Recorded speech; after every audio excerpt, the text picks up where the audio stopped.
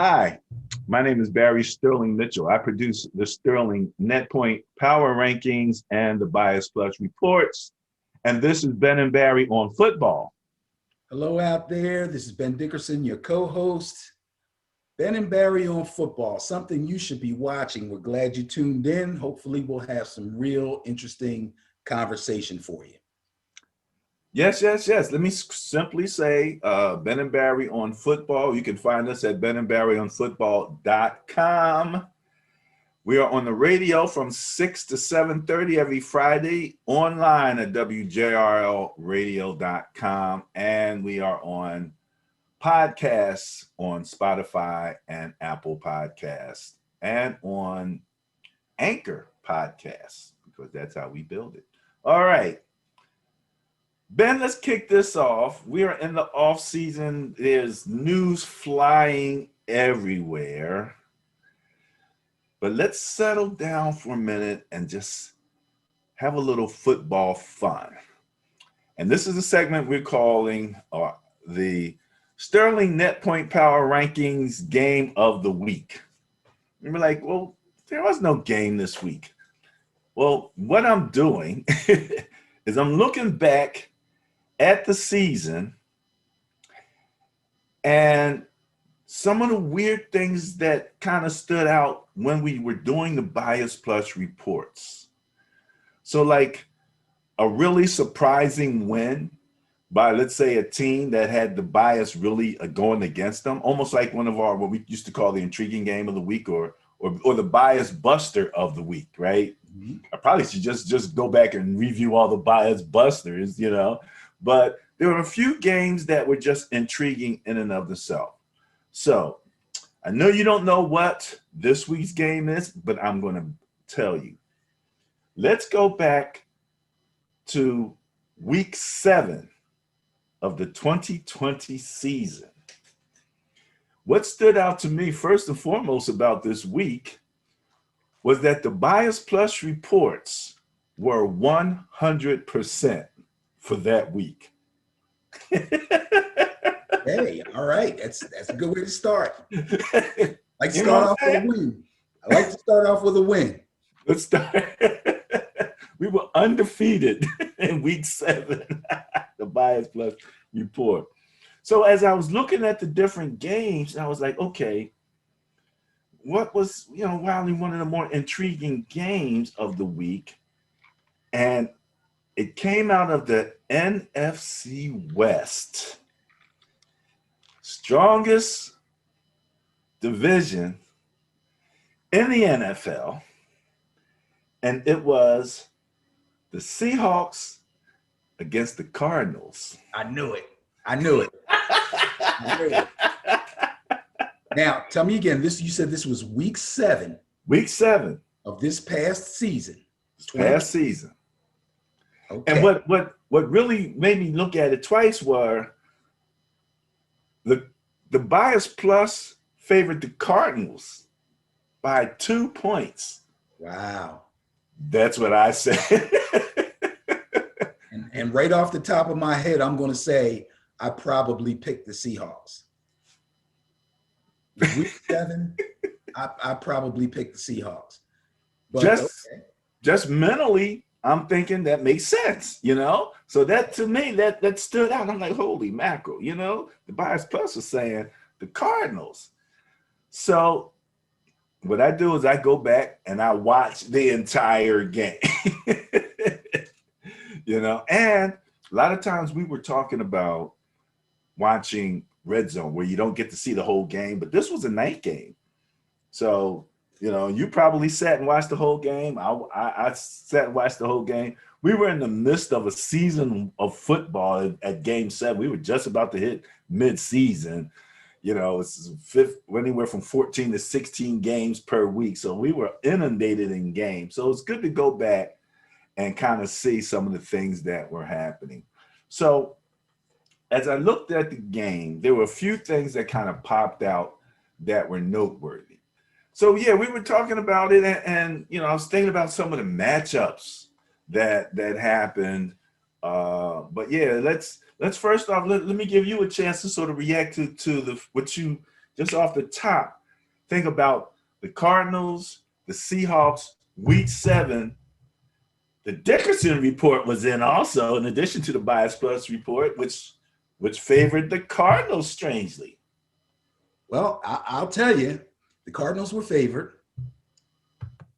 I chose the Seahawks in this game, and I predicted that it would be a heavyweight fight.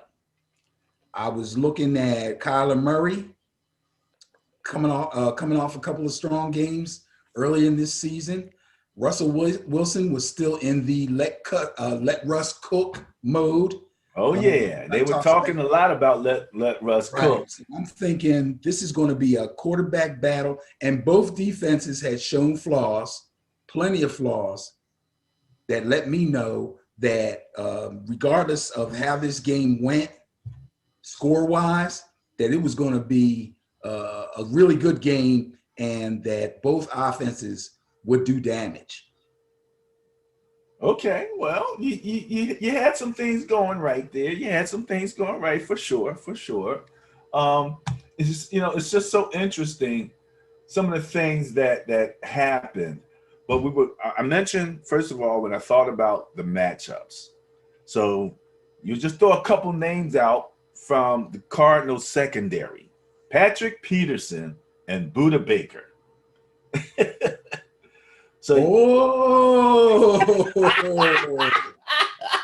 I remember this game. There's so many things that happen in this game that are just football noteworthy in general. Especially one particular play, which we'll talk about, being replayed over and over during the season, in the off season, and is probably going to be a top play forever.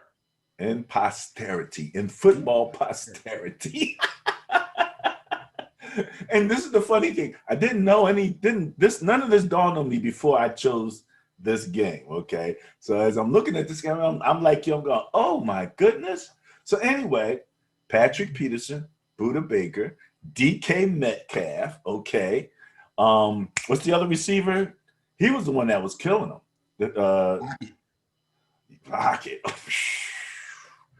Lockett was absolutely on fire in this game. Okay.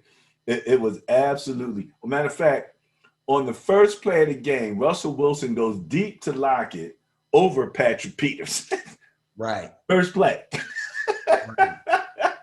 And I love Patrick Peterson, and Patrick Peterson has had a stellar NFL career, but he's getting a little long in the tooth, and Tyler Lockett is still an up-and-comer and has been doing better and better each season. So I was anticipating quite a duel there. Man, let me tell you something. Lockett's toe tap capabilities are extraordinary. That guy, man, can lay out at the tip of the corner of the end zone, and has done that, did that a few times during the season. Now, this is something that popped up, and I'll bring it up. This is kind of a general football thing, but after that score, naturally, Seahawks kick off. Now, Ben, when the receiving team is receiving the ball's coming down, and the returner decides not to return it. In a punt, you can wave fair catch. Correct. But I don't know of any fair catch on a kickoff. And as far as I was concerned, it's a live ball till somebody downs it. And even in Madden, they take a knee. So I'm like, if I got a speedy guy and the ball's bouncing, can I recover that ball as a kickoff team? Okay, there is a signal. First of all, you can fair catch a kickoff. If you want to, you can give a fair catch signal. The rule is the hand has to come at least above the head. Okay. What most punt returners do is, excuse me, they'll do it one time really fast. They don't give them this, because if you do it one time really fast and one of the gunners is coming down and doesn't quite see it, you could possibly draw an interference penalty or illegal hit, so to speak, because they can't touch you if you signal for a fair catch, but you can fair catch a kickoff. Now, what I've noticed is if the ball is going into the end zone, usually what the return man will do is he'll put both arms straight out like this. Okay. That signals the guys that are blocking for him and also signals the referee that I am not going to attempt to bring this out, at which time they usually blow the whistle. So maybe it's the whistle that you got to listen. That's what's killing the play right there. there. Listen for the whistle. Because I'm like, why even blow the whistle? If the ball hit inbounds, it's a live ball. You can do all of that stuff you want. You were right. If it goes into the end zone, then you put your arms out and all of that. But if it doesn't go into the end zone and hits ground, I've seen guys get a little confused about that. But okay, all right, we'll leave that alone. That happened following, and then I just had that thought. This was another thing that happened in the game. And I can remember, the only time I can really remember this happening was with the Eagles of all teams, where the ref called the penalty and he says, false start, everybody but the center. Wow.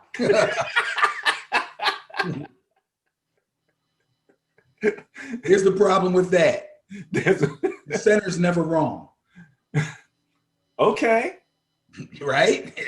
You can't go till he snaps the ball. So the center's never wrong. Even if he's wrong, he's not wrong. He's wrong, he's not wrong. Everybody but the center. And I'm like, oh, this is going to be an interesting game. Right?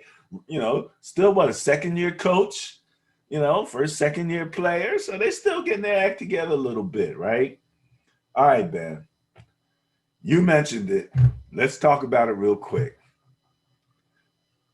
Russell Wilson drives him all the way down, throws a little careless ball out to the flat, and young Buda Baker steps up and snatches the hell out of this ball.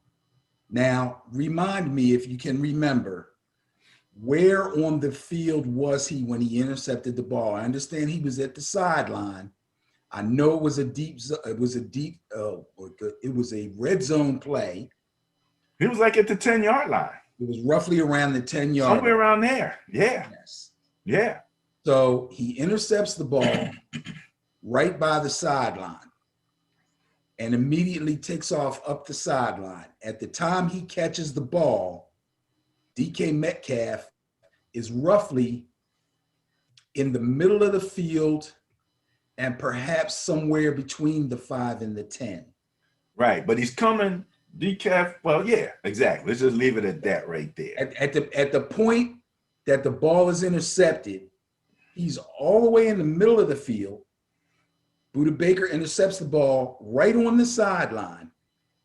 Maybe between the hashtag and the sideline a little bit, but okay. Okay, all right. And takes off up the sideline. Buda Baker, 4.4 sprinter. 4.4 sprinter.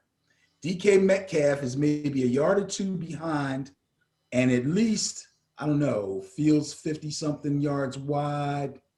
He's around the middle of the field. So we'll say he's at minimum, he's 20 yards away from where the ball was caught. Could be. Okay. He wasn't like under the goalpost. No. He was in the field of play. I think he was kind of like running like toward that side. He was headed that way on his route. Right. Saw the ball get intercepted. As soon as Buda Baker takes off up the sideline, he takes off too. But he's more in the middle of the field. Now, this is the funny part. Russell Wilson also takes off. He better. You throw a pick and nobody blocks you immediately, you better make an attempt to run that guy down.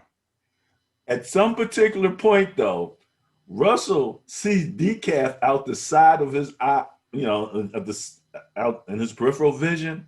See decaf start rolling past him, and Russell just stops running. It was like, okay, I'm done. Let's face it, Russell Wilson is no dummy. Okay. He realizes I'm the quarterback. I just threw a pick. This guy is flying. It looks like he's going to score with this pick that I just threw to him. I have to at least make the best effort I can to try to catch him, even though I know he's far faster than me. But as DK Metcalf goes sailing by him, he realizes that the onus is not on him anymore because there's a much faster guy chasing this guy with the ball. Got a far better chance of catching him than I do. Oh, my goodness. All I got to do is not get caught up in his wake because he went by him like, no. It was that the determination, you could see it in his start because he just gets into a stride. DK just gets in. Now, again, I always take a moment of silence for my beloved 49ers who did not take DK Metcalf to my chagrin. Sheesh. In any event, DK's out. Lots of teams passed on him. Don't feel bad. This was, and so that was another very interesting thing that happened in this particular game, okay? Talk about my 49ers. This was a game I was very proud. My man Carlos Hyde scored a touchdown, hit the sideline, and tiptoed his way into the end zone for the Seahawks, which is a little weird, but okay. Former Niner, Now, at the end of the first half, right, again, Russell drops a dime to Lockett, right? Lockett finishes with 133 receiving yards on 8 catches in the first half. Beautiful game. Beautiful. Beautiful. You can't ask a whole lot more from a starting wide receiver in a big game. You can't. You can't. I mean, just everything. He was everything. And another thing is, how often do you see back-to-back interceptions? Yes. Yes. Yeah. You, First by Russell, then by Kyler. Kyler tried to let him back in the game. Russell throws an interception, your team gets it, you turn right around and give it right back to him. You don't see that in every game. It happens every once in a while, but it doesn't happen that often. So this was a very, eventful game. All types of things going on in this game, right? There was a field goal attempt, right, with 14 yards to go for a first down, where the Seahawks, and they did this before with the Legion of Doom. They incurred a penalty jumping over the offensive line to try to block the kick. Remember when Yes. Camp Chancellor did that? Yes. But he actually cleared. Yes. I believe if that wasn't a rule at the time, I believe they made that a rule after he and maybe one other guy did it, where you cannot put your hands on the guy to help you vault. Right. No leapfrogging, right? If you're going to attempt, I think they made that rule thinking nobody's going to try that. And sure enough, the guy vaults over the player without touching him, putting his hand down or anything. Is amazing. Anything. It was an amazing thing. So again, the Seahawks are still up to their old tricks. Now, there was 14 yards to the first down. This was a 15-yard penalty. Cardinals made the field goal, took the points off the board, yes, and then scored the touchdown on the drive. That's a hurt piece. That's what you call a hurt piece. Come on, man. That's terrible. You start thinking about, okay, what happened? The end result of this game. How did this happen? Right. Well, that was critical. Believe it or not, that was critical. What was that in the third quarter? I do believe somewhere around there. Yeah. That was critical. All right. Critical play when you get to the final score. So yeah, Ben. So this game was amazing, man. And so as it came down to it, now you gotta understand, the Cardinals did not lead at all in this game. Okay. Okay. They were behind the entire game. The entire game. The Seahawks were up by 3 with 2 minutes and 28 seconds left in the game, and the Seahawks were getting the ball back. Right? They're getting the ball back. They're up by 3. Right? Now, the Cardinals stopped the Seahawks, right? And this was the game. Remember, people were complimenting Larry Fitzgerald because as the Cardinals were in the hurry up, they had gotten the ball back. They stopped the Seahawks. They got the ball back. They didn't have any timeouts, right? And so they had to get in field goal range. And I think at one point, Kyler took off and ran, and they went to down the ball. Larry Fitzgerald grabbed the ball, ran to the middle of the field. Yes, I remember that. Remember that? Yes. So that they could spike the ball, stop the clock. Right. You know, and everybody was like, you know, such a heads-up play. I mean, literally, had he not ran, you know, like he was trying to beat the clock, that clock would have ran out. It would have been a done deal, okay? The Cardinals got a 44-yard field goal, tied the game up, sent the game into overtime. Into overtime, yes. Now,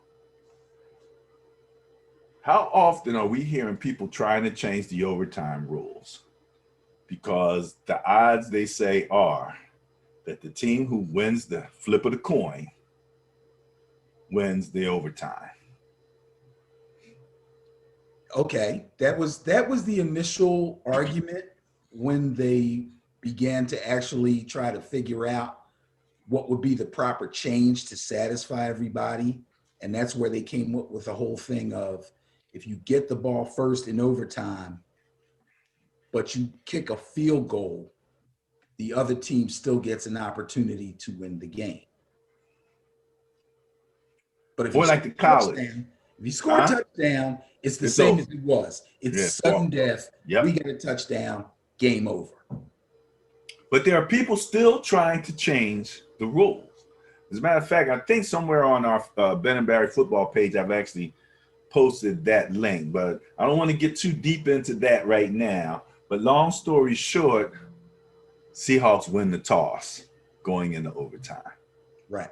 Right. So remember now, the Cardinals are favored by 2, a bias point score of 2. Can't get much closer than that. So just the fact that you're in overtime now, it's like bias plus is almost vindicated right there, but not quite, right? Russell gets the ball, right? And Metcalf scores, but they call it back on the penalty. Oh, right. But they call it back on a penalty. Russell Wilson turns around and throws an interception. Oh. In overtime. Cardinals kick a field goal, win the game by 3. Right.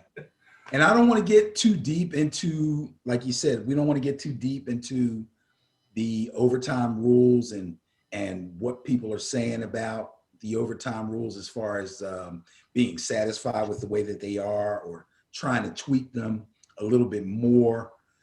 But the bottom line is, even though the Seahawks won the toss, they still had a hiccup. They scored a touchdown. It was called back on a penalty. They were unable to score at all because Russell Wilson threw a pick. And then the Cardinals did what they had to do, drove down the field, kicked their field goal, and won the game because the Seahawks had already had their one opportunity.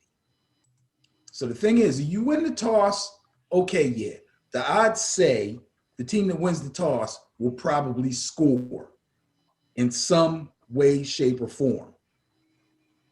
But you have to score a touchdown and make it stick, not commit a penalty, in order to close the deal. Otherwise, the other team gets an opportunity. I like the rule the way it is. I mean, if I sat and thought about it a whole bunch, I could probably come up with something else that I think would make it a little bit better or a little bit more fair. But as it is right now, I'm happy with it.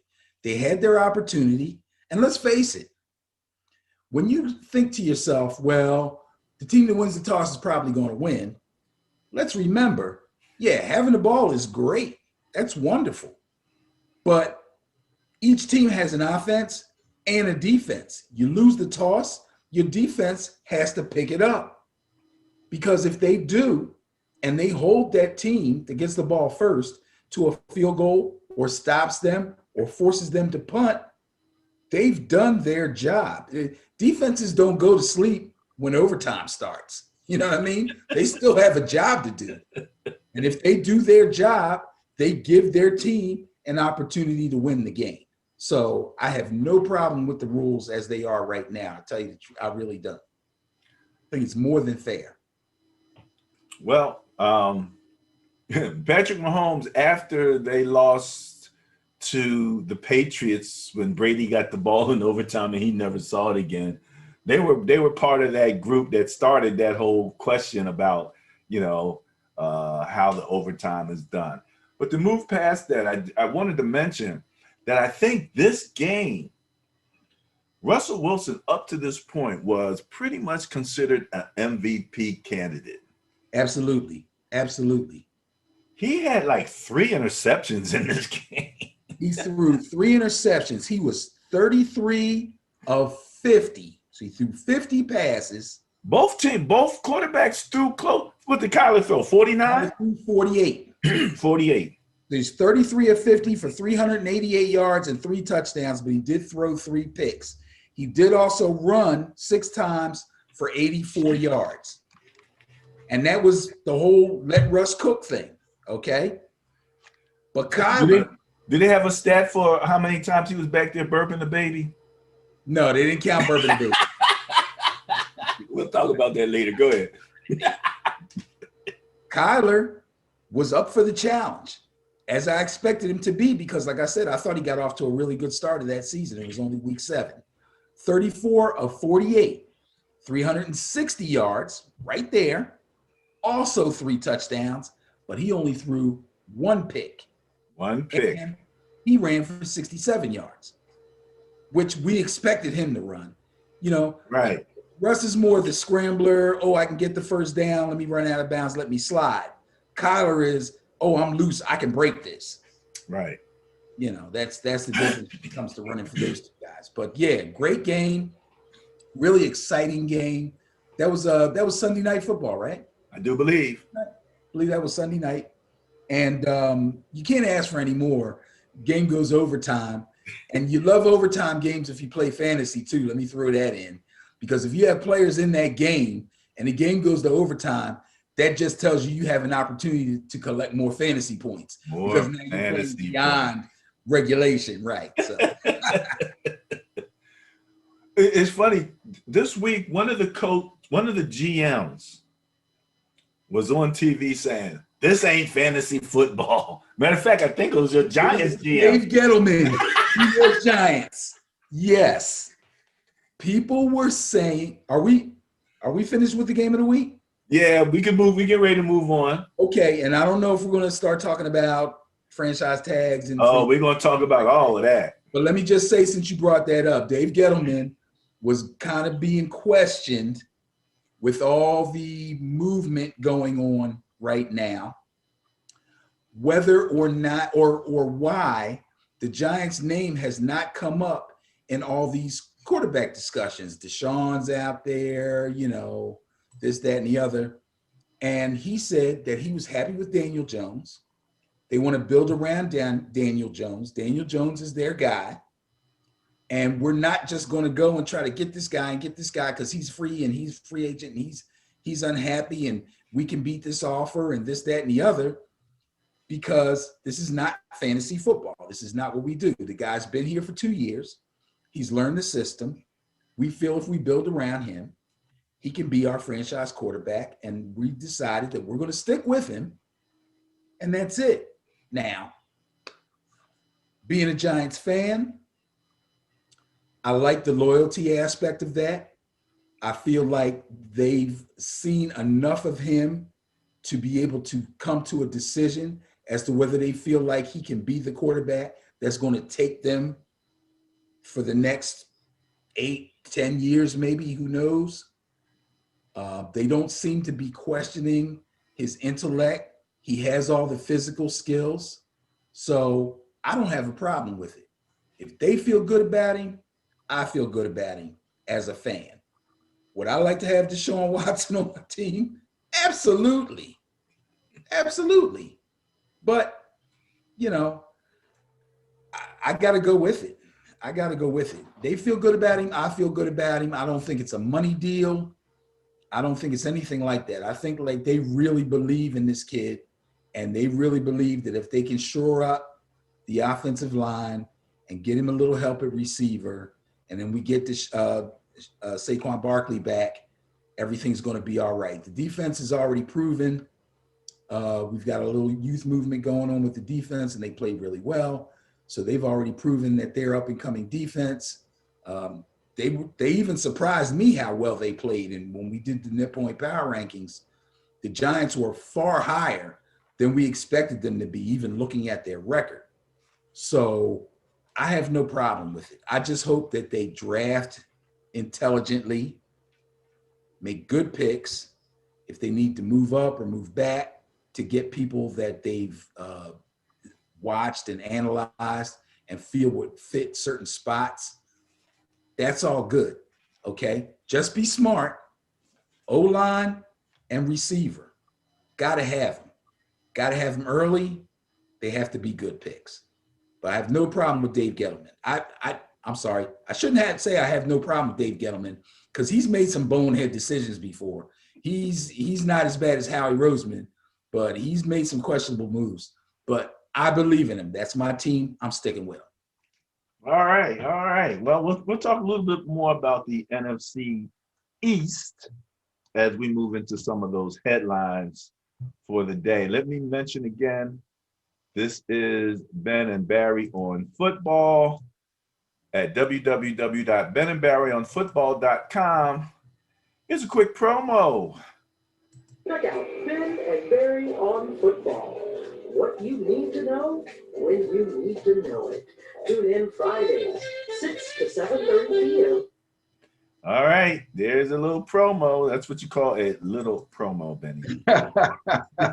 Hey, remember, if you're in your car on Friday and you want to listen to that, it's 6 to 7 p.m., right? 6 to 7:30 p.m., not a.m. Eastern time, right, yes. You catch us going into work, but you surely can catch us on your way home. Yeah, good point, good point, good point. All right. Well, so much was happening this week as the deadline for the franchise tag was yesterday, March 9th. So we have a lot of the information of what was happening. But as we speak, Benny, things are still popping. Contracts are being signed, but more dramatically, I guess I should say, people are getting cut because the new cap has been established. Before we go into that, I want to talk a little bit about contracts in general.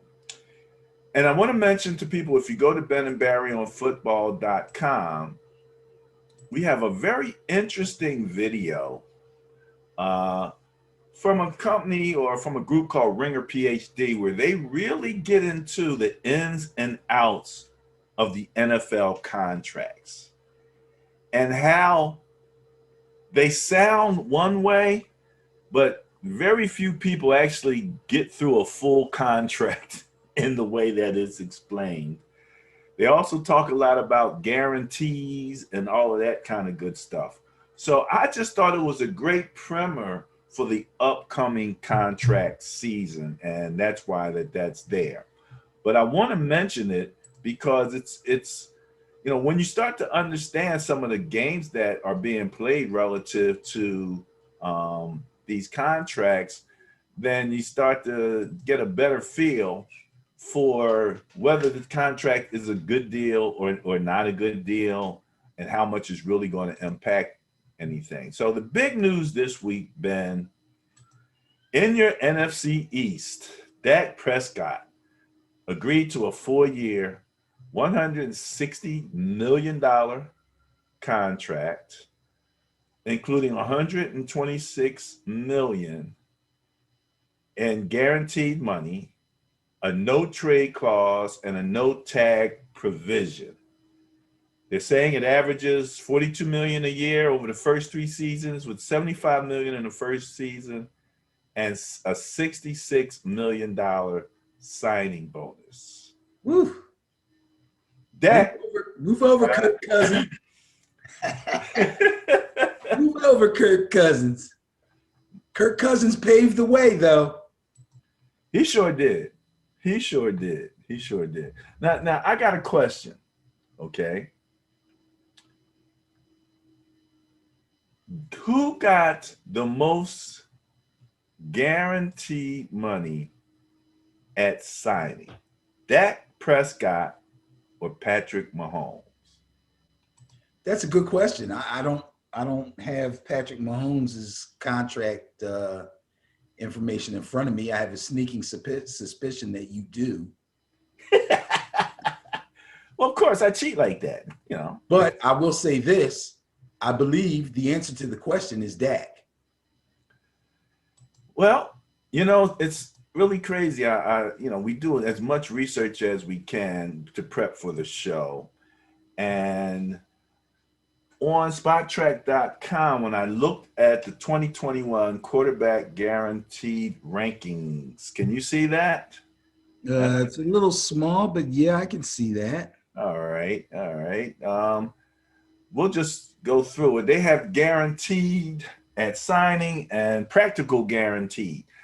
Now, when you go and listen to that video that we were just talking about that explains about the contracts, then you know why they say guaranteed at signing and practical guarantees, because there's so many things that happen in a contract. We actually went into the Patrick Mahomes contract in one of our previous shows pretty much in depth and talked about, for example, one of the unique things about his contract is how his guarantees kick in once he plays a particular year. So if Yes, he plays in 2021, he gets guaranteed in 2023.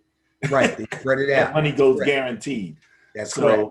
And it's, and so he did what was considered a very team-friendly deal. And I don't know if Dax was as team-friendly, but as you can see, in terms of percent guaranteed money all the way on the end, they have Dak at 78% right here, and they have Mahomes at 31.4%. So that, it's Dak got paid. That's the main thing that I wanted to mention to you. So now you have the ripple effects within the division. Stability at quarterback for the Cowboys. They have other issues. Stability for the Eagles. At least they have said that they made their decision. There's more to come on that one. Ah, really? Okay. The Giants, as you said, they made their decision. And the only team that seems to be in flux at quarterback right now, the Washington football team. Correct. Who probably had the best defense in the division, won the division last year, but they decided not to stick with Alex Smith, it seems. Well, did they release him? I do believe. I'll double check. I believe they officially released him, but before they did, they kind of tried to qualify it, and some quotes came out, and he did an interview with GQ magazine, I believe it was, and let them know how unhappy he was about the whole situation coming down there near the end of the season. He felt that he was healthy enough to play, and he felt at the end of the season, and he felt that he was healthy enough to start the playoff game, but they decided not to go with him. He was very upset about that. I kind of understand where the team is coming from, but I also understand where he's coming from. Let's face it, as horrific as his injury was, nobody knows better about how they feel than he does. And if he gets all the medical okays and he feels good enough to play, then the guy's good enough to play. That's the way he's looking at it. I believe the team is looking at it like we've overcome so much. We were probably picked to be last in the division, and here we have an opportunity, crazy as it may seem, to win this division and go into the playoffs with a home game. Okay, let's maximize our effort and not take a chance using Alex, who could possibly go down with an injury, who could possibly not be 100%, even though he says that he is, that kind of thing. I really think the organization, in the back of their minds, and when I say the organization, I mean the coaching staff, still in the back of their minds, see him with that thing on his leg when he was really jacked up. You know what I'm saying? And they were afraid. They were afraid. I think if he believes he was ready to go, I believe he was ready to go. He went through it. They didn't go through it. He felt like, I've done everything I need to do to get myself back into football. I got back into football and I played. I took hits. I got sacked. I threw the ball. I won games. I'm ready to go. I want to take this thing as far as I can take it. And the team wasn't willing to give him that opportunity, and he was very upset about it. And now it seems like they're ready to cut bait. It's tough. I'm looking at some headlines that say that Ron Rivera says, I don't disagree with a lot of what Alex Smith said in GQ. Oh, absolutely. The guy was 100% truthful. Alex Smith has had an interesting journey in the NFL. Tremendous. You know, yes. As a starting quarterback who loses his position and goes to another team and loses his position and then goes to another team and loses his position, you know, and yet most people consider him, at the very least, if on a grading scale of, you know, A through D, a B plus, you know, quarterback. And to be quite honest with you, we're all scared. Every time somebody in another color jersey gets near him, I cringe. We're all scared. Bro, if you watched the documentary, or I guess you call it documentary, but at 30 for 30 or whatever it was. Right, that they did on him. I did. Oh, dude, you can't unsee that. Oh, God. You know what I'm saying? I'm like, dude, why would you even want to put your family through this? They're sitting there like, you almost died. You almost died. Almost died. I know. You know, like I said, as a former Niner, you know, I had a focus on him. I watched him as he moved, you know, and everything. And like I said, he goes to Kansas City, where they decide to pick up a guy named Mahomes. It's like, gee, Christmas. You know, it was almost like the injury was like, okay, dude, you can stop now. And he's like, no, I'm not going to. He won't. There's another conversation to be had later, again, where we start to talk about backups, you know, and I don't think Alex Smith wants to be a backup, but quality backups, I do believe, are going to become more valuable. And so we'll talk about that later. All right. Woo, Alex Smith, man, that's crazy. The next thing, we talked about the Dak contract. One of the things that was brought up about the Dak contract is the question about the impact on the rest of the team when you sign these big contracts, where now the quarterback is making like 10+% of the total cap. You know what I mean? And whether or not they're able to then build enough of a team around them to actually win. I mean, that's what, that's the thesis that Tom Brady had all along was I'll take, a little less so you can build more of a team and we can win. That, that was his thesis. Other people's thesis is I'm gonna get paid. I want market value. I want to, get what I can. Mahomes apparently did a very team-friendly deal, and he actually, from what I understand, said to teammates, I took care of you. I took care of you, So the thing with Dak, and let me see here. I was trying to see the actual last year. Let's see if I can find it. Last year, the max contract was 198 million cap. The cap was 198 million. Okay. This year, it just came in at 182.5 million. Okay. About 15 million, if Different. I, drop, which is about the size of a good wide receiver contract, defensive end contract. Roughly, yes. Roughly, yes. yeah. So some very strategic cutting is going on right now. Some budgeting is happening across the NFL.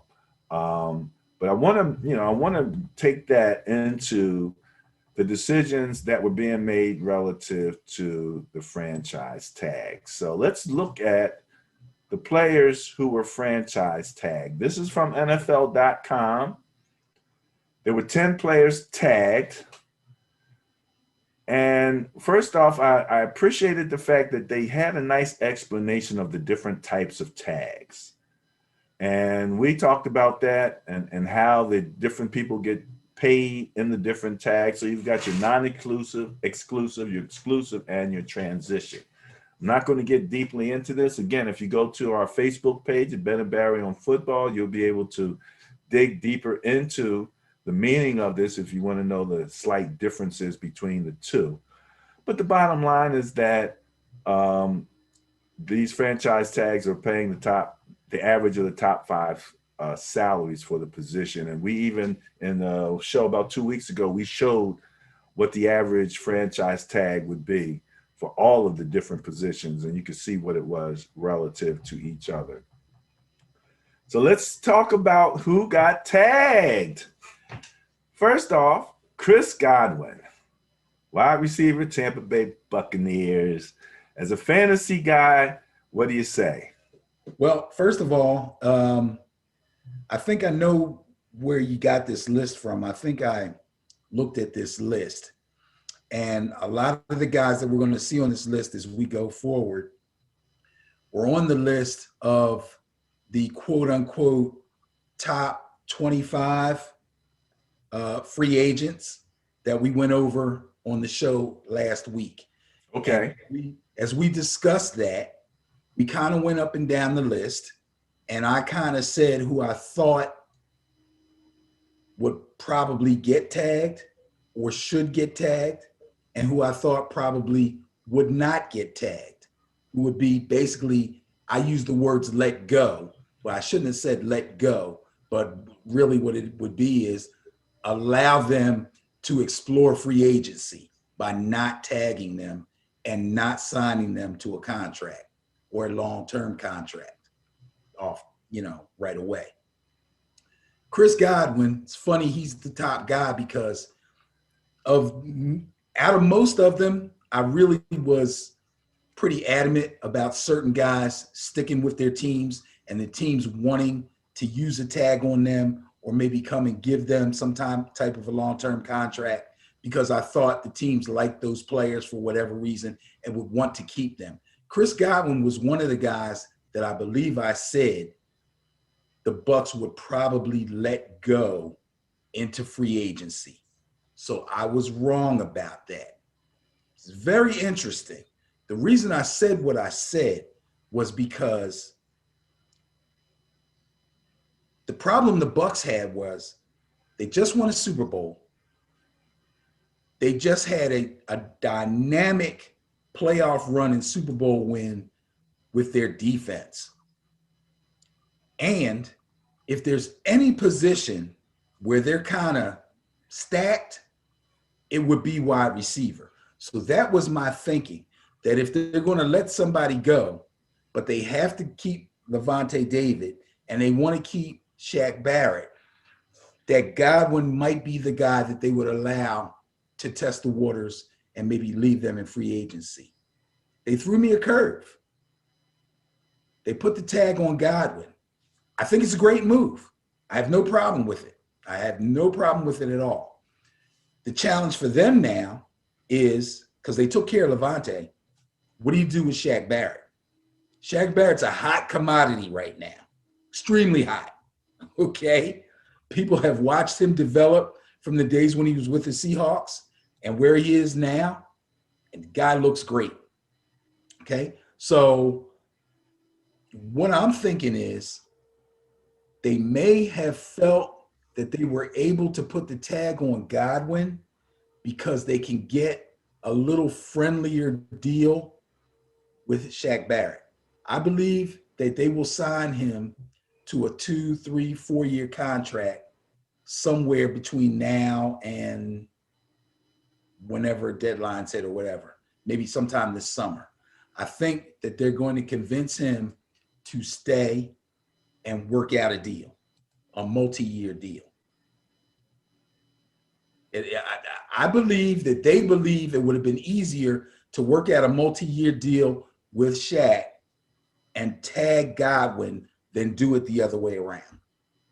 So they're going to try to keep everybody. They're going to try their best.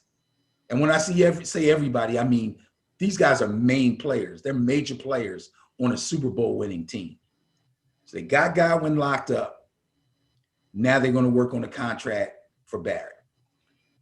As I'm looking at Shaquille Barrett here on overthecap.com, it looks as if right now Shaquille is on a franchise tag. So for the 2020 season, he was already yes, tagged. He was tagged last year, yes. So they would not want to tag him again. No. And have him get that 120% bump. Another reason why you rather give Godwin a first-year tag than give Barrett a second-year tag, because you give him a second-year tag and he makes an average of the top 5 players at his position, he's going to hurt your cat. It's going to hurt your cat bad. He's gonna hurt your cat. All right. So Chris Godwin versus Shaquille Barrett. Marcus May, safety, New York Jets. Now, I think if I remember, the safeties were in that $8 million range when they were talking about averages when we on our previous show. They say he'll earn about $10.6 million on the tag in 2021. So yes, Marcus May is somebody that I thought the Jets would want to keep. It looks like I was right on that one. They placed the non-exclusive tag on him. So I think the non-exclusive tag allows other teams to still make offers. Yeah. Let's see. How does that go? Yeah. You had that up, didn't you? I did have that up. Here it is. This is the most commonly used tag. So the non-exclusive tag, I'm sorry, I'm wrong. The non-exclusive tag is what we know as the franchise tag. So he's tagged, he's in, he's done. They'll have to think about signing him to a contract next year. But they tagged him because they like him and they want to keep him. No problem. No problem. All right. Taylor Moton, tackle, Carolina Panthers. Yes. Now, I was honest. I said I don't know a heck of a lot about Taylor Moton, but I do believe that he's a valued offensive lineman on that team. and I thought he was fairly young. Says here he's 26 years old, so I was right about that. He's expected to make, what does that say, 13.754 million on the tag. That's pretty nice for a 26-year-old, nice young tackle in the NFL. Good move by the Panthers, keeping a really good player, and good move by Mooten for being the really good player that they feel is important enough to their team that they would want to tag him. Good job. He started every game over the last 3 seasons. He's 26 years old. Yeah, you got to keep him. All right. Well, they're building from the line, so congratulations to the Panthers. Now, apparently, Dak Prescott, there was a procedural move that they tagged him somehow, and then they're moving. He's already into the contract, so that was just something to step into his contract. So we're going to skip over that. That's one of those weird. Yeah, I think they did that so no other team could interfere with their contract proceedings. Okay. They probably told him ahead of time, we're going to work this out, but we're going to kind of unofficially tag you now so that nobody can, like, you know, get in there and try to mess anything up. Because let's face it, Dak already said he wants to be a Cowboy. So, you know, that wasn't the problem. The problem was the whole 4-year, 5-year, 6-year thing, and they worked it out. So good for them. Allen Robinson. Chicago placed the franchise tag on him. Yeah, I was surprised about this one. I was surprised. Thought he was going to hit free agency? I was surprised. I thought they would let him go into free agency. I really did. I thought they would take some money off of their cap, and they're kind of in transition right now, the Bears are. So I'm thinking, you know, of course, they still haven't fixed their quarterback issue. You know what I mean? So we've already seen Allen Robinson with Mitchell Trubisky, didn't get over the hump. We've seen Allen Robinson with Nick Foles, didn't get over the hump. Now we're stuck with Nick Foles. We let Trubisky go. We don't know who we're going to be able to bring in. It's too much. I say let the guy go to free agency, but no, they didn't do it. They tagged him. I can't blame them for tagging him. I disagree with it. And I kind of wanted to see him maybe move to another team or a contending team or at least better team, okay? Because I really like Allen Robinson. He's a really good receiver, very skillful receiver, a definite number 1 guy. And there's teams out there that are running with 2 number 2s and don't have a set number 1, and he could be that guy. The Bears know that. They didn't want to make it easy, so they tagged him and they kept him. I can't fault them. All right. Let's see who's up next. That was franchise tagged Cam Robinson, tackle, Jacksonville Jaguars. That's the second tackle that we have here. Yeah, started off 16 games, slated to make 13.7 mil under the franchise. Another good player, another good young player, okay, that I expected the team to keep. Let's face it, offensive line is extremely important. Whether or not you felt like Jacksonville's offensive line was good or wasn't good, I know they run blocked well. They had a rookie running back that had a really, really good season. I mean, the guy was kind of in the rookie of the year running. So you want to keep any good offensive lineman that you have, you want to keep them in place, especially if you're going to pick a quarterback number 1 overall. And you know what we say about quarterbacks that get picked number 1 overall, chances are they're going to be starting right off the bat. And if they get Trevor Lawrence, which is what they're expected to do, you got to have protection for the kid. All right. So tagging your tackle, and I believe he's the left tackle, is extremely important. So I have no problem with that move. I expected that move. Good job by Jacksonville. Their rebuilding process is just beginning. Well, you know, I think I had asked when we were talking about this, how frequently you see linemen get tagged, but we're seeing it over and over again here. So we have Brandon Scherf, I hope I said his name correct, guard with the Washington football team. Now, this is his second year of being tagged. That tells you how good he is. You know what I mean? 2020, he made 15 mil. This year, he's going to make 18 mil on a tag in 2021. I mean, you got a guard like that on the Washington football team in your NFC East? Bro. You don't have to bulk up your D-line, dude. Kirk Cousins paved the way for a guard. For a guard. This guy watched Kirk Cousins and he said, you know what? I'm not going to just take any old contract y'all offer me. And he has been a stellar player.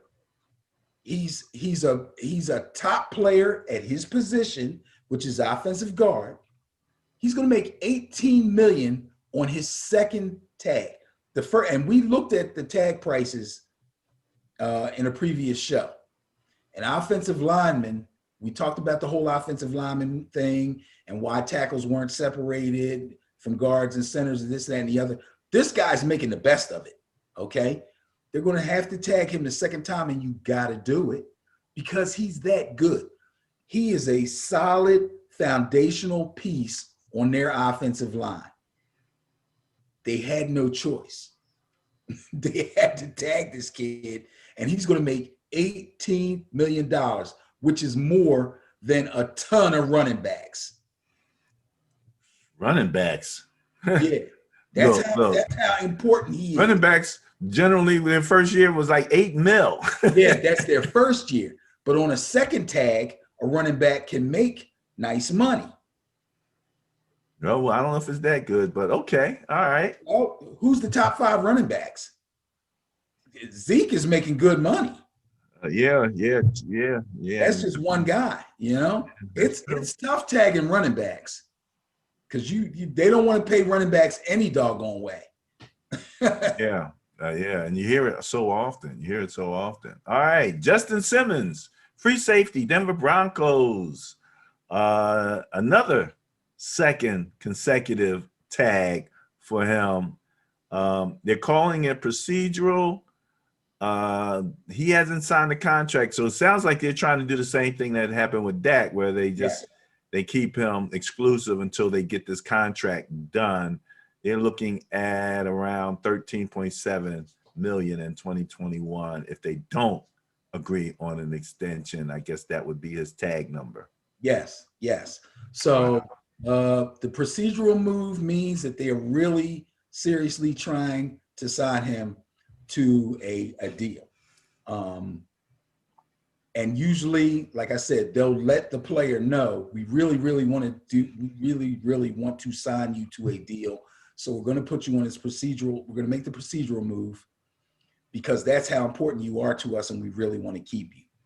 And then that way, that's kind of a good faith thing that they hope will carry over into their contract negotiations, regardless of how long it takes. Okay. But they had to do something because, you know, the tag situation has time constraints. So this is another guy that I thought the team would tag and would keep. He's a good player. They need defensive help, obviously. So you want to hold on to your pieces that still are not too old and are still playing well. And he's one of those guys. So good move by Denver. They still got a lot of work to do. They still have quarterback issues. They still have questions at other positions, but I see them pretty much being okay at running back and wide receiver. So if they can get their quarterback situation figured out, then they can concentrate on building, bringing in some defensive pieces. But this guy they had to keep. Now, interesting. Next up, your New York Giants, Leonard Williams, D-line, officially placed the franchise tag on him. 11.5 sack season, working with the team on a long-term deal, earned 16 mil last year, Yes, due sir. 19 mil in 2021. Yes, sir. I tell you, that second tag hurts, don't it? The first tag, remember we were talking about the tag. We're like, well, they only make this much and they'll get this much. That second tag will bang you. But if the team uses the second tag on you, that means you're important to them. Now, when you say it'll bang you, I'm seeing coming up on the latest news here, Giants cut costs with release of O-line Kevin Zeitler. Okay. Yeah, well. You know what that tells me? That tells me they're going to pick an offensive lineman early in the draft. Ah, that's what it tells you, eh? That's what it tells me. Okay, okay. But Leonard Williams in the previous show, I said there's no way the Giants let this guy go to free agency. No way. He had a great season. The first tag they put on him paid off statistically. He played really well. The defense is really beginning to gel. You cannot let a player like Leonard Williams go. So they gave him the second tag. Now he's going to make 19 point something million. Okay. And it's well deserved. How many sacks he had? 15? Holy smoke. Let's go back, take a quick look, and we'll double check on that. 11.5. 11.5. Okay. A defensive lineman, and I believe he moves around a little bit, but I believe that he is technically a defensive tackle. You get 10 sacks plus out of a defensive tackle, you need to hold on to that guy. I don't know how much Aaron Donald had, who plays mostly defensive tackle, moves to end a little bit, but mostly plays defensive tackle. I don't know how many sacks he had, but if Leonard Williams had 11.5, you got to keep that guy. Good job by the Giants. And good luck, Leonard Williams, on your new contract, because he will get one. Okay. All right. All right. I was just trying to see if I could get some of that information for you on Aaron Donald, so you'd have that as a standard, something, a baseline to 2020. For some reason, I think Aaron Donald has somewhere like 15 plus. The interesting, what we all know about Aaron Donald at the very least is however many sacks he had, it was pretty much against double teams the entire time. Yeah, well. So sometimes those numbers, there you go. 2020, 13.5. He had 13.5 sacks. So everybody thinks Aaron Donald is by far the number one defensive tackle in the league at this moment, correct? Yep. Okay, so he had He's a 99 on Madden. There you go. And Williams had 11.5. You better keep that guy. You better keep that guy. Better keep that guy. Okay, are the Saints doing a good job keeping Marcus Williams? He's a safety. They say it's a surprise move when they tagged him ahead of the deadline. Started 60 games in his first 4 seasons with 1 interception. Slated to make $10.6 million. And that's the surprise. He started all those games, which is wonderful because, like I like to say, your best ability is availability. Guy doesn't get hurt, he doesn't miss games. However, 4 seasons, 1 interception? Did I hear that right? Yeah. The production's not there. Now, he is a safety. He does play in the box sometimes. He does make tackles. He's proven himself to be a valuable commodity on that team. I'd say that's a little bit of a surprise, though. That's a little bit of a surprise. I was hearing last week that it looked like the Saints weren't going to tag anybody. So, again, I guess that's why whoever made this list is saying that it's a surprise. Could be, could be. Wrapping it up, let's take a quick look at who did not get tagged. Aaron Jones. Wow. Kenny Galladay, Chris Carson, Shaquille Griffin, Hunter Henry, and Jonnu Smith. So you got a couple tight ends there, got a couple running backs. Aaron Jones is probably the biggest name. There's, so much conversation about whether he's the best running back in the NFL. I mean, Derrick Henry aside, I don't know if you can say that, but, he's awesome. And apparently his teammates love him. Aaron Jones is an extremely versatile back. Aaron Jones is very valuable to the Green Bay Packers.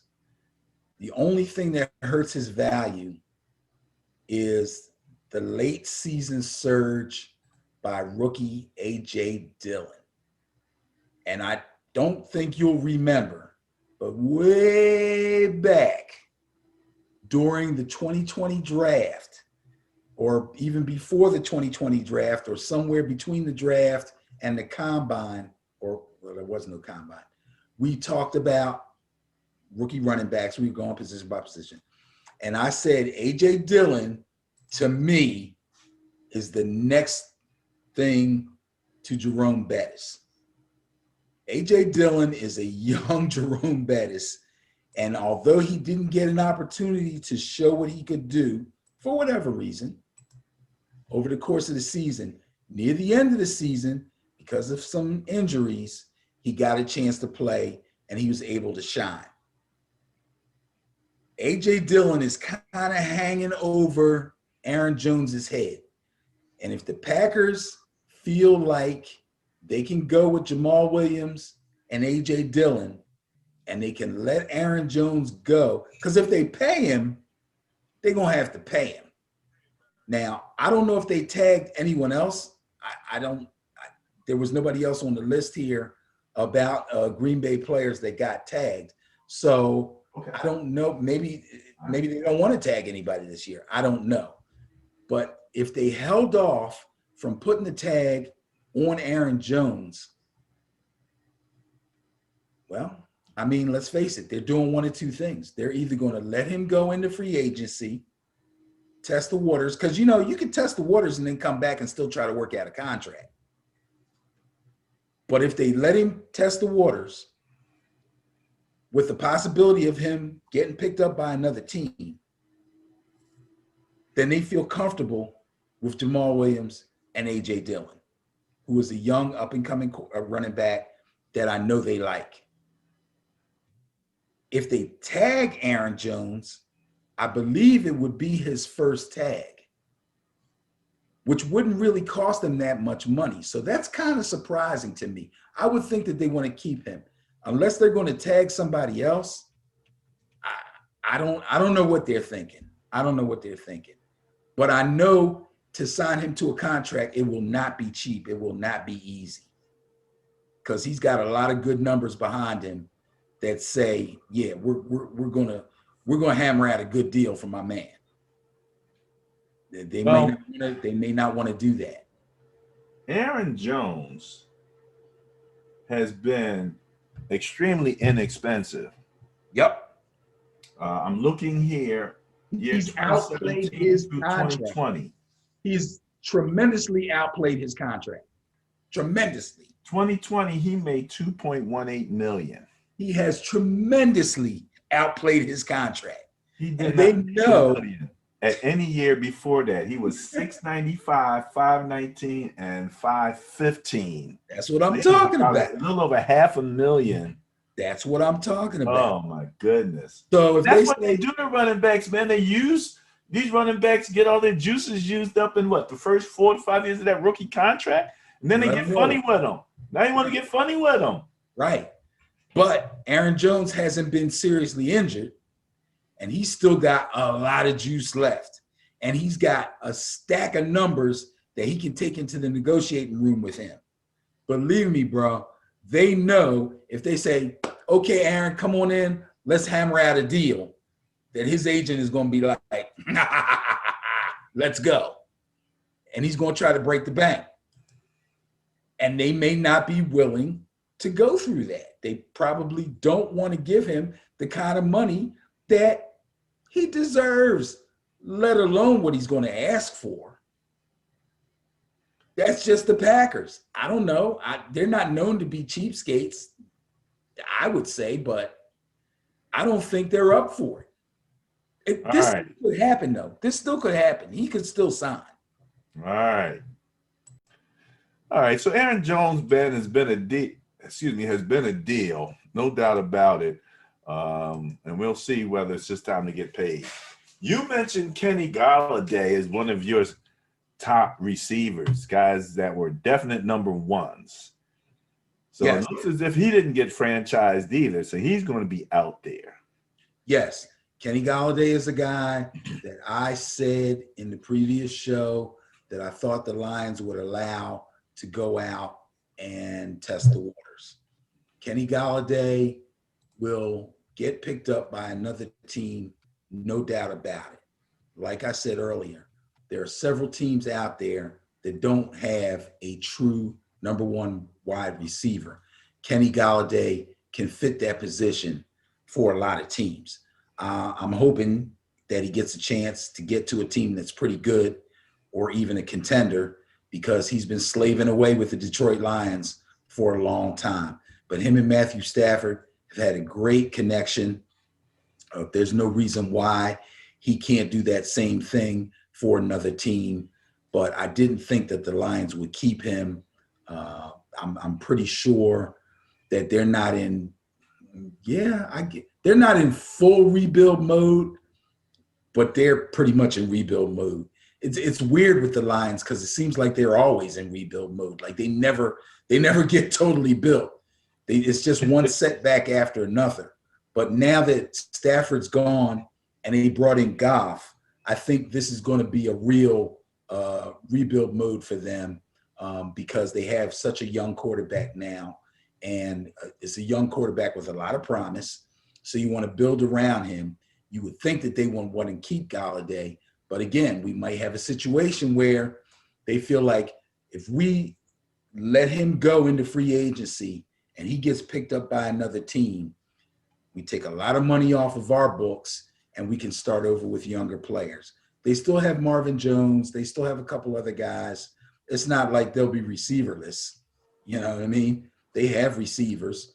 They've got DeAndre Swift from Philly at the running back position, who's just completed his rookie season.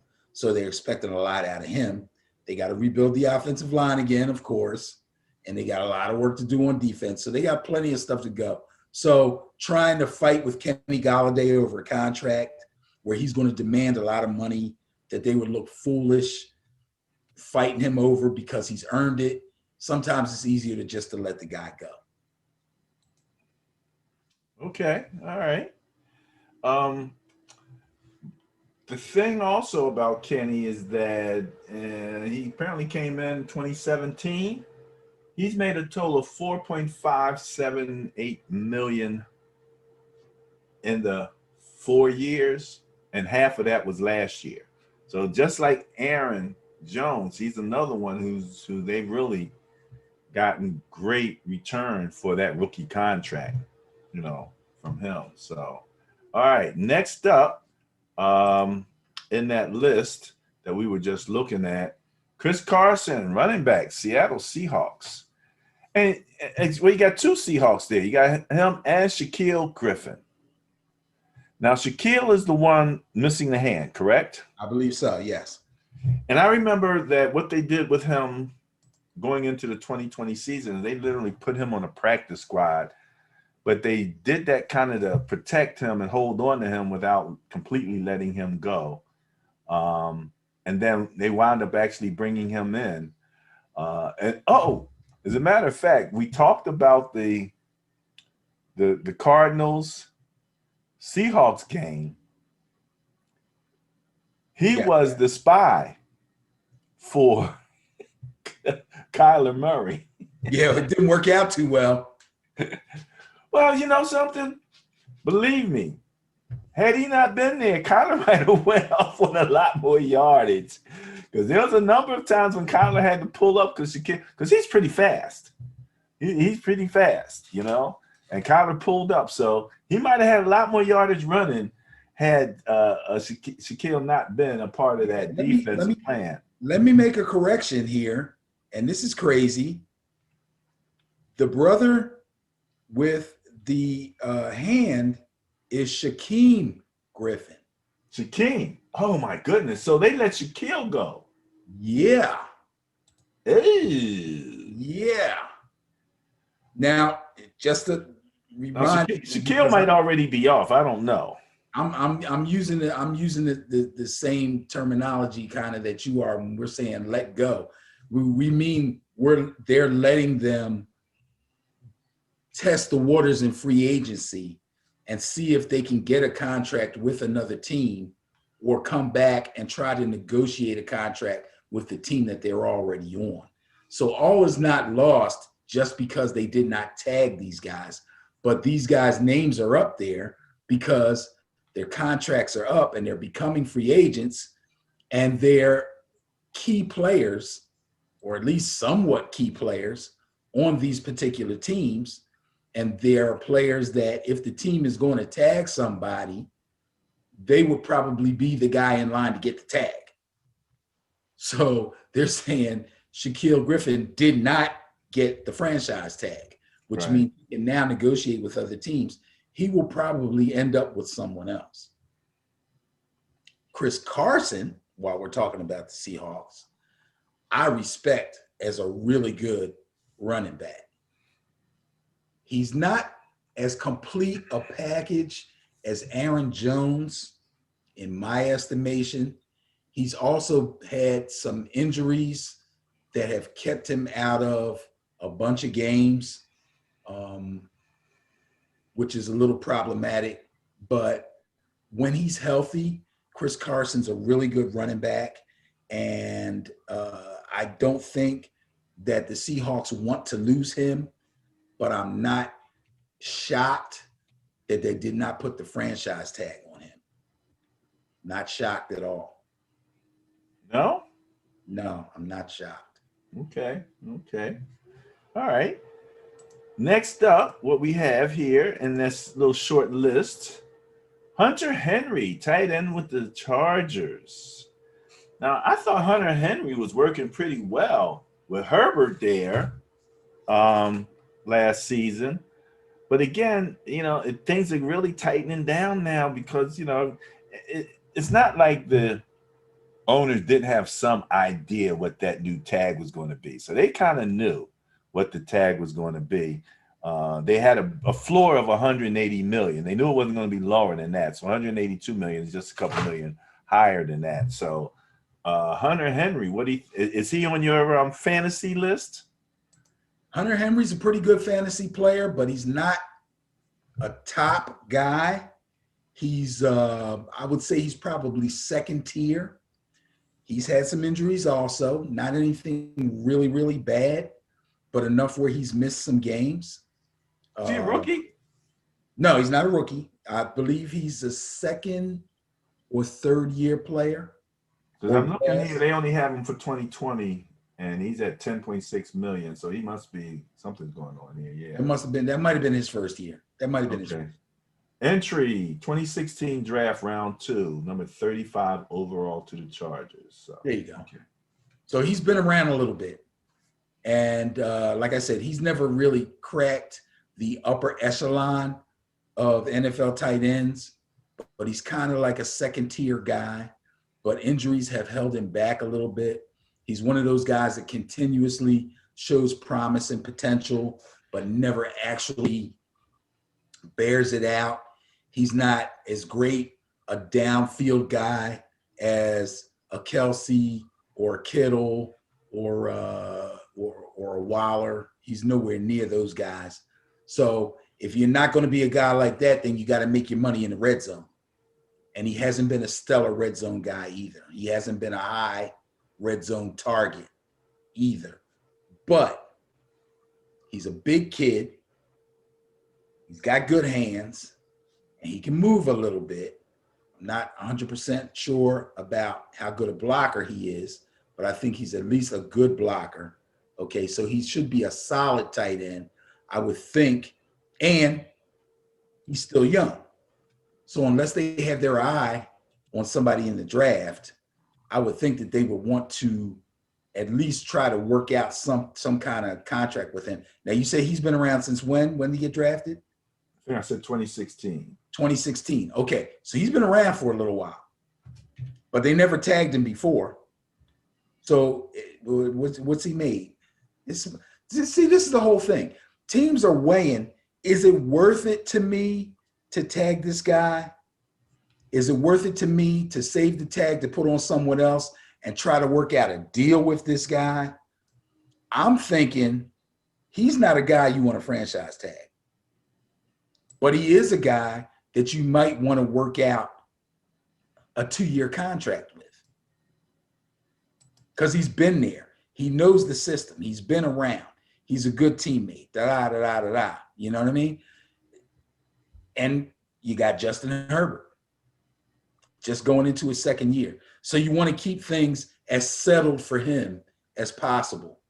I would predict that they will try to work something out with Henry, as contract-wise, not franchise. All right.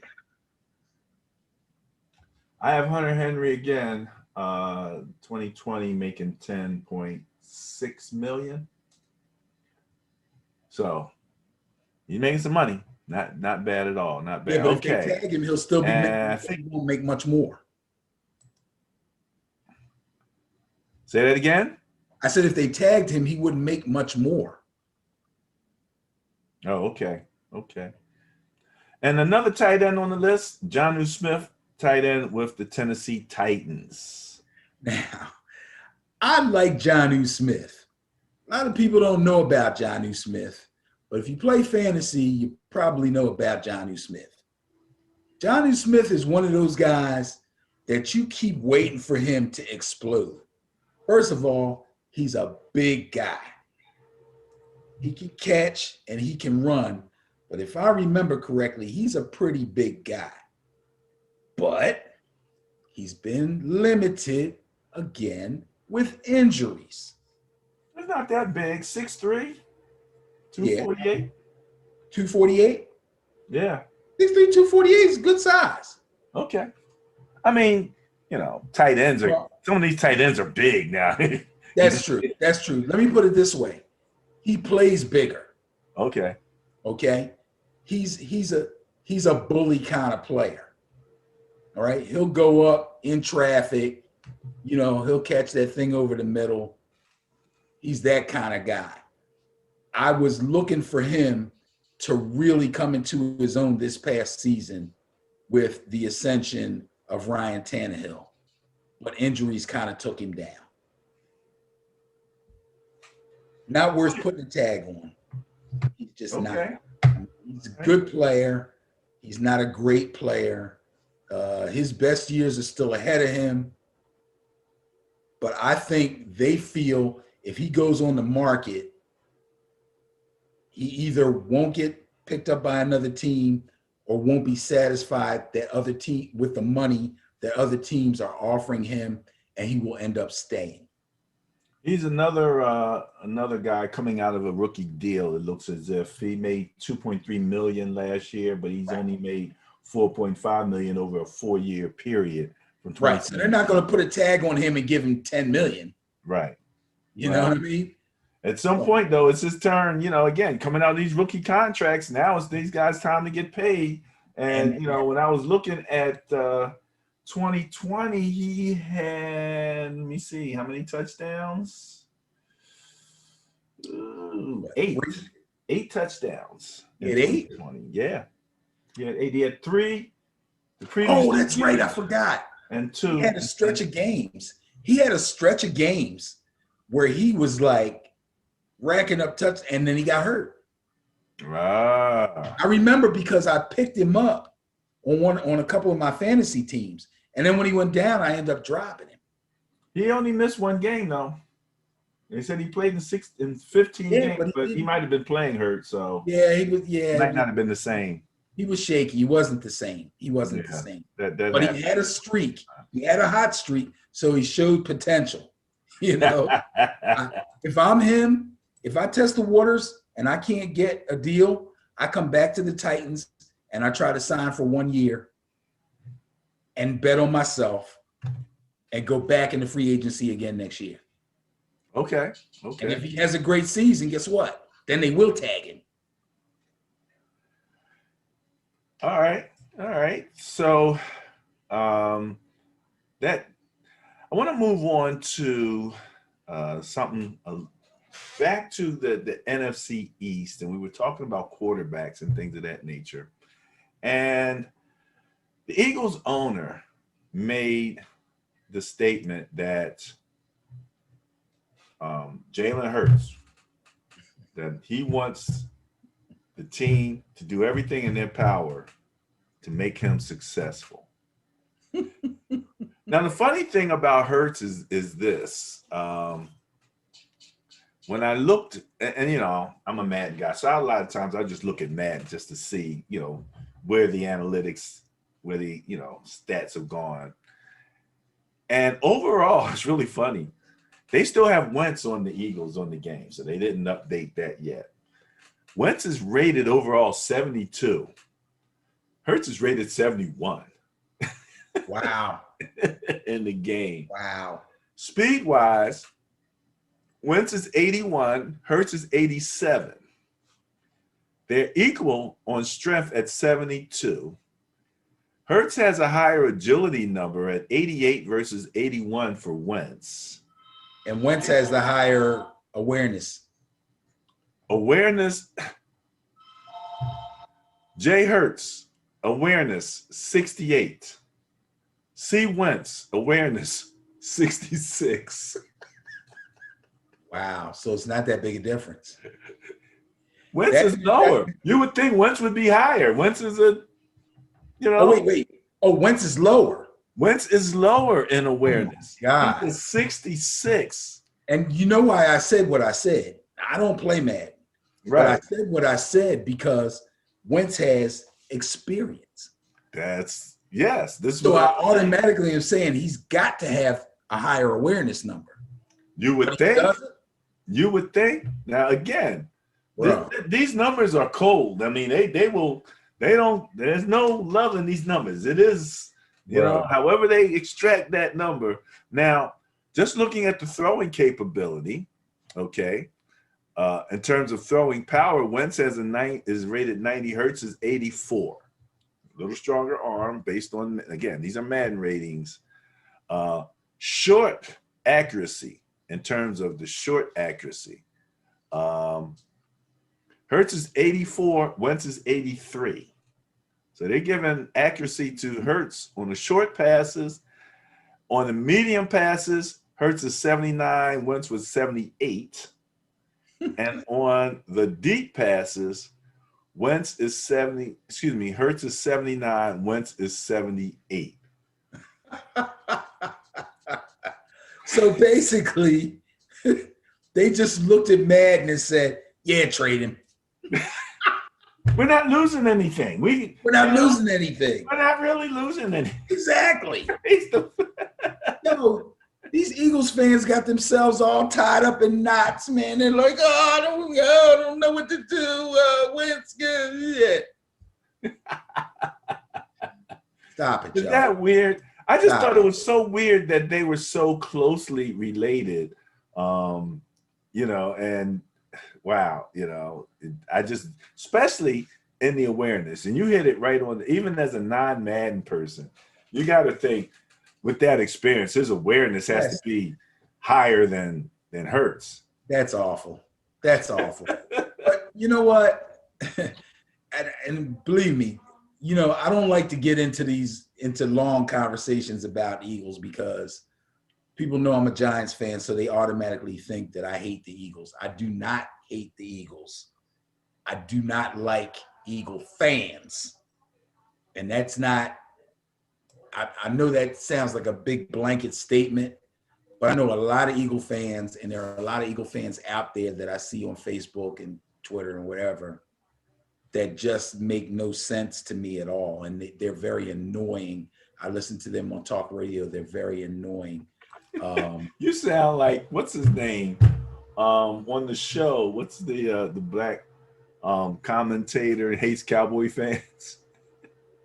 You're like, I don't hate the Cowboys. I just hate the fans. What's wrong with Cowboys fans? He hates Cowboys fans. It's like you're talking about the Eagle fan. Is he from Philly? First take. Stephen A? Stephen A. Yeah, right, exactly. But my thing is, you're over the top, you know? What other team do you hear so much conversation like what you hear here in Philadelphia, where people say, from the time my child is born until they can start to really understand what I'm saying and they can start to talk, I teach them to hate the Dallas Cowboys. Who does that? How about teach your child about the game of football, a game that you love to watch as a fan, and explain to them why you're a fan of this team, but you're also a fan of the NFL, and just let them roll with that. As long as they're a fan of your team, you should be happy. The whole hate the Cowboys and this and that. Come on, man. With that, I saw a guy I go back and forth with on Facebook today. I was going in the Poppy store, man, and he had his little Eagles mask on, you know, and I happened to have a Giants hat on. And I saw him, he looked at me and I looked at him, you know, with the mask on nowadays, you got to do a double take sometime to make sure that's who you think it is. Right. And he spoke and I spoke. We're friendly. We're no problem. But I could kind of see, you know, the way a person does their eyes, that they're like he's got that grin on his face, like, I was thinking Giants. You know, he goes on Facebook. He never says Giants. He always says midgets. He never says Cowboys. He always says Cowgirls. You know what I'm saying? It's that kind of thing. Come on, bro. It's serious. All right. Let's talk some serious football here for a second. Yes, please. See, you got me started. I hate doing that. And again, this is Ben and Barry on football at www.benandbarryonfootball.com. Also on Spotify and what was the other one? Oh, Apple Podcasts. Yes. How do I forget Apple? Man, I have stock in Apple. I'm loving them. And we are on WJRL Radio Fridays, 6 to 7:30 p.m. online radio. So, okay. Apparently, there is a move to make pass interference, I do believe. Let me make sure I'm looking at it correctly here. No, roughing the passer. That's what it is. They want to make that a replay option. They want to make it replayable if that's called. And, you know, I've seen some really funky roughing the passer calls where it's like, come on, you know, really? You know, it's almost like, you know, you want to go back and you feel kind of like you're in a Neanderthal. It's like, come on, man, you know, you're taking taking it out of football. You make it into a flag football team, or, you know, you're taking that element out of it. But we all know how valuable, and we're talking about franchise tagging Dak now for how many, you know, millions of dollars. So you understand the value of that. So what do you think? Do you think that should be a reviewable penalty, roughing the passer? Oh, God. I think I kind of understand why they're saying that. I've seen some plays that were called roughing the passer that were questionable. The thing is, when you make hard and fast rules and you try to get specific about them, such as hitting the quarterback in the head, okay? I've seen some situations where the pass rusher is coming in, the quarterback's about to throw the ball, guy throws his arms up in the air to try to block the pass. The pass is away, he comes down, he grazes the quarterback's face mask, doesn't turn his head, doesn't grab it, just grazes it, roughing the passer. I've seen guys come in, they got full momentum, passes away, they make contact with their hands, they follow through and shove the guy to the ground. They don't fall on top of him or anything, roughing the passer. Those are kind of questionable calls. Those are questionable calls. Now, they made a hard and fast rule, you can't hit him in the head, which means any contact to the helmet, they're going to call it. So now, if there's a question about contact to the helmet being consequential, maybe you do want to look at it. But a shove to the ground, come on, man. You can't call that. Can't call that. Now, if you blast the guy, remember, they still got a step and a half before the ball's thrown. So if they're a step and a half away and the ball's away, you can still tackle him. But even then, you can't land on him with your full body impact. It's crazy. So you know what?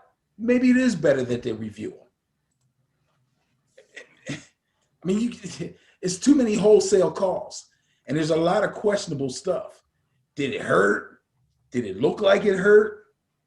Was that egregious? Was it on purpose? Did the guy try to smash him? Did he just... Yeah. The area that you can hit a quarterback is so small and compact. It's like if you don't hit them just right in that one little area, you know. Look at the guys that are rushing. They get blocked. They're falling. And then they make contact with the quarterback at the knee level or below. That's a penalty. Yeah. Yeah. That's basically the Tom Brady rule. Because he missed a year with a knee injury because of a hit like that. Actually should have been called the Carson Palmer rule, but yeah. All right. Well, that was one of the things I wanted to mention. Ben, you know, sometimes we do things on the page just because it feels good. Can you see this? Yeah. All right, I'm gonna play this here. All right, blue shorts, come up here. Yeah. Right? Hey, how late was that? Huh? They got up at 11 last night and worked at BW3s. Who else in here? Yeah. They gave those two guys full scholarships. That's amazing. That was amazing. I don't know why the video stopped, but okay. But the heck, you can always go to Ben and Barry on football. It'll be there. You can replay it. I love when they do that because it's always a surprise to the guy.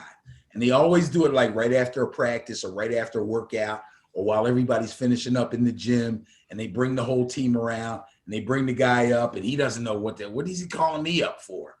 And they say, oh, by the way, bro, you got a full scholarship. And everybody goes, yeah.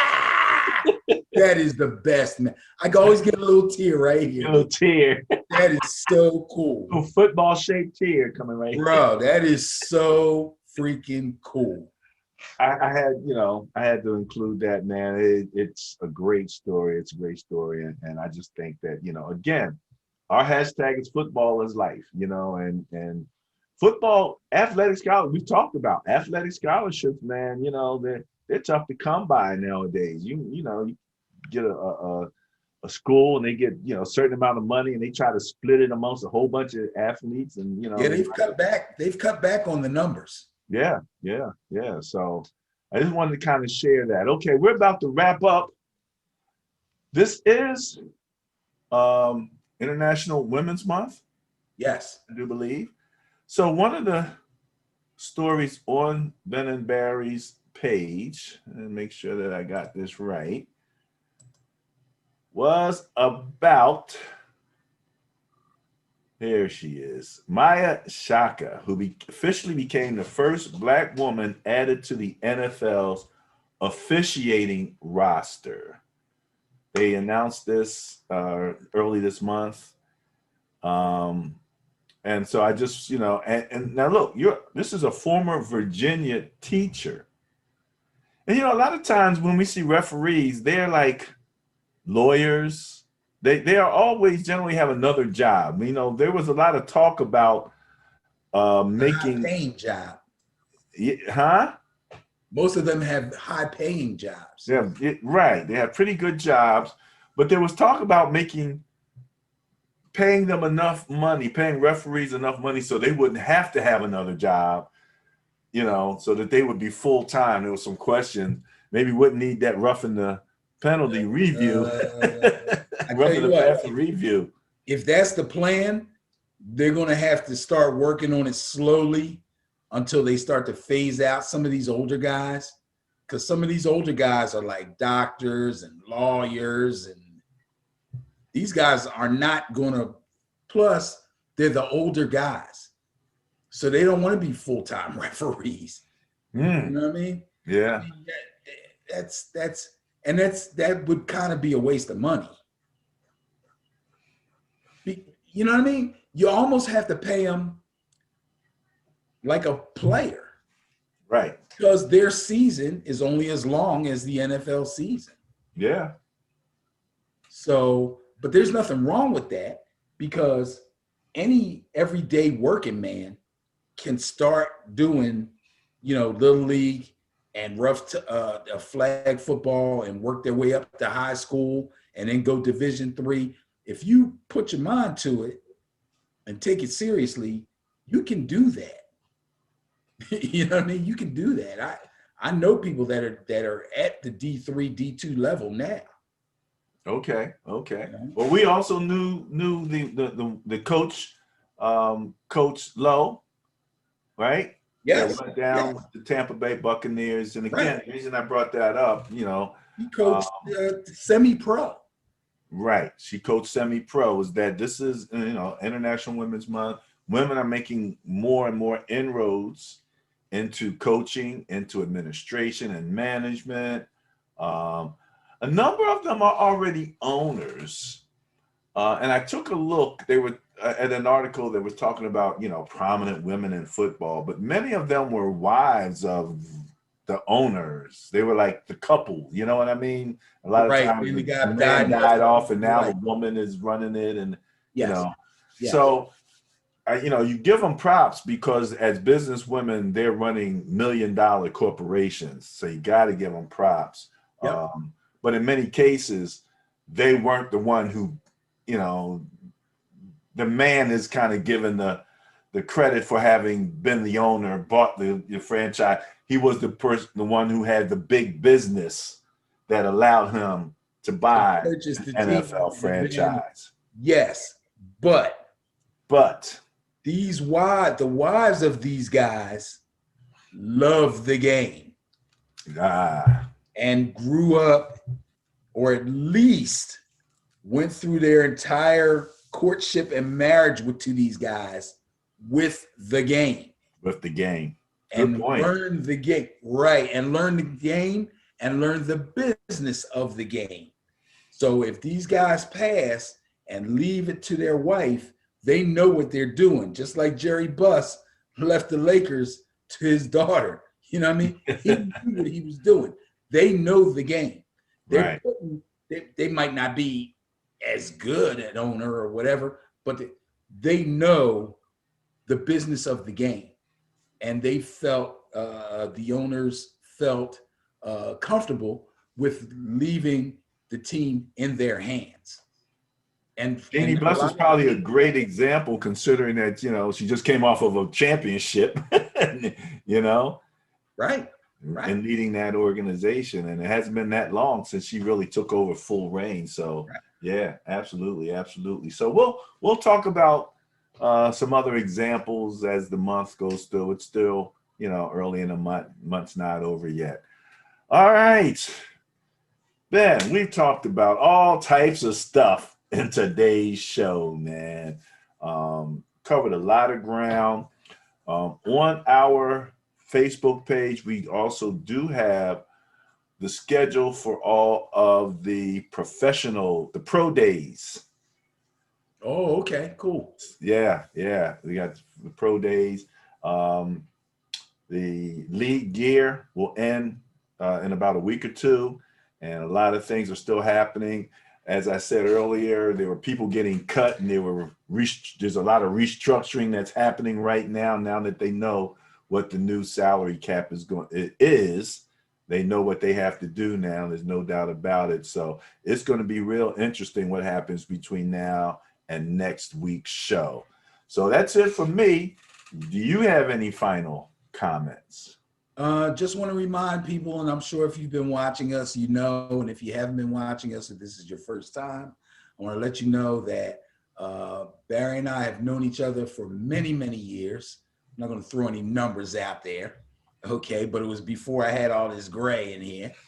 And we've played football on a couple different levels, but we played rough touch football in a league in Philadelphia called the PTTFL, which is probably the best recreational league in the tri-state area as far as I'm concerned. I am still a part of the PTTFL. I am a coach. The name of my team is the Seminoles. We play flag football now, not rough touch anymore. But I just want to say really fast, if you've been watching us, you know there's a little something that I say at the end of every video. And there's a reason that I do that, and that's because I'm working with a lot of young guys in their 20s and some in their 30s. And I love those guys. They're good guys. Some of them have families. They got girlfriends. They bring them to the games. There's been a bunch of guys that just had some kids. It's like 3 or 4 guys just had a bunch of kids right in a row, which is really wonderful. And I love them. I love their families. I love what these guys are doing. They're all great dudes. And that's why at the end of every video, I always say, go Noles.